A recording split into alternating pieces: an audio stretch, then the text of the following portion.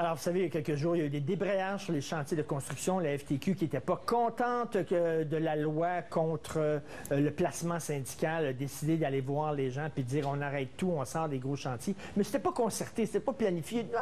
Non. C'est des initiatives comme ça, des petites initiatives improvisées. Ben oui, mon œil. Alors, ça a l'air qu'il y a un gars de la CSN Construction qui, lui, voulait pas sortir, voulait continuer à travailler et il se serait fait battre assez sauvagement par des gens de la FTQ Construction. D'ailleurs, on a invité les gens de la FTQ Construction pour venir nous parler. Ils ont dit oui, puis après ça, ils ont dit non. Finalement, il n'y a personne de la FTQ Construction. Mais nous avons, vous connaissez bien, Régent Breton, spécialiste en droit du travail. Bonjour, M. Breton. Bonjour. On a l'impression d'être en 1970. Là, quand on voit ce genre d'affaires-là, là, les gros bras, ces chantiers. Il me vient 3 observations qui me semblent fondamentales. 1, il faut en parler. Il faut en parler, c'est bien sûr.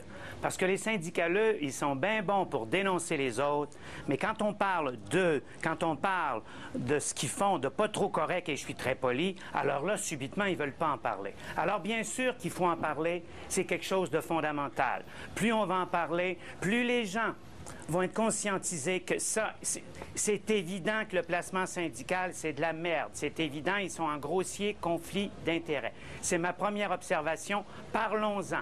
Ma deuxième observation, les femmes. Vous allez me dire, que viennent faire les femmes là-dedans? D'abord, c'est la meilleure chose que la ministre du Travail et la directrice de la CCQ soient 2 femmes. Mes idoles sont des femmes. Il faut civiliser ce milieu.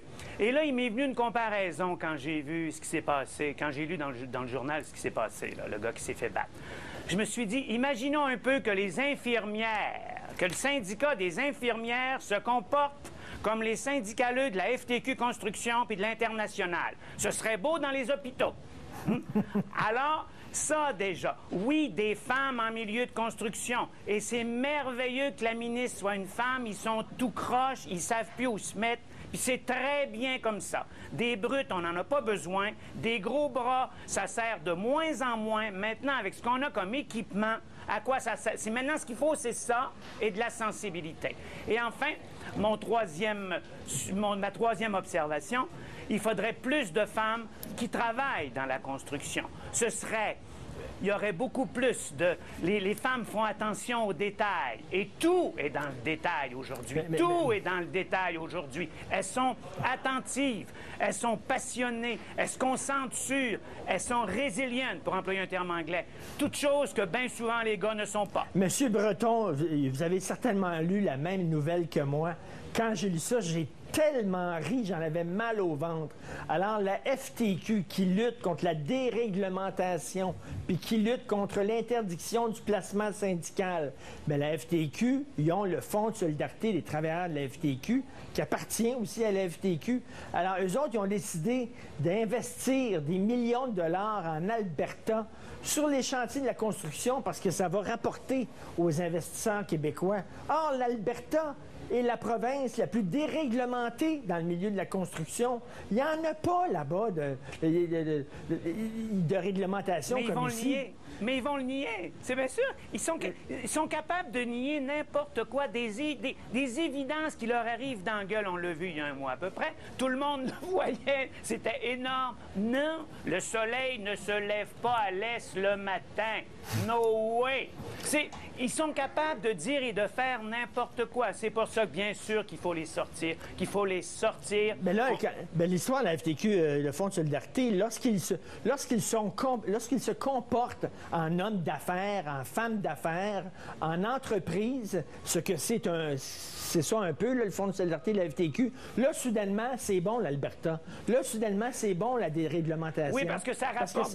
Bon, ils font la preuve, d'ailleurs. Ils font la preuve, par l'inverse, qu'effectivement, il n'y a pas plus payant que là où il y a de la déréglementation. Mais par ailleurs, au Québec, on est tellement nuls que nous, bien sûr, qu'on produise, mais à des coûts astronomiques, astronomique et c'est démontré depuis longtemps que nos coûts sont astronomiques parce qu'il faut savoir aussi qu'il y a des bandits des deux côtés dans le monde de la construction. Il ne faudrait pas perdre de vue que la construction, c'est le secteur le plus important. Hein. C'est ce qui traîne l'économie. On ne peut pas continuer à fonctionner comme on le fait maintenant. Oui. Et les syndicaleux, maintenant, il faut les traiter pour ce qu'ils sont, avec pas mal de mépris. Et puis, de plus en plus, les ignorer. Je compte beaucoup... Et M. Breton, on n'a pas le droit de travailler sur les chantiers de construction si on n'est pas syndiqué au Québec.